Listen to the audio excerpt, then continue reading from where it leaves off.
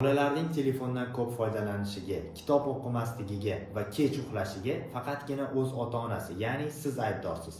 Kimningdir farzandida shunday holatlar kuzatilayotgan bo'lsa, aybni bolalardan emas, aybni o'zidan qidirish kerak. Ota-ona birinchi o'ziga o'zi savol berish kerak. Bolalarimdan talab qilayotgan narsani o'zim bajaramanmi? Har kuni kitob o'qiymanmi? Ko'pchilik ota-ona bolalariga kamroq telefon ishlat deb, bolalarning oldida telefon ishlatib o'tiradi. Bolalariga kitob o'qi deb aytib, bolalarning oldida umuman kitob o'qimaydi. Ya'ni bolalardan talab qilayotgan narsani bittasini ham o'zi bajarmaydi. Barcha bolalar ko'rib o'rganadi, ya'ni kattalarga o'xshamoqchi bo'ladi. Bolalar qonun-qoida va sizning aytganlaringizga quloq solmaydi.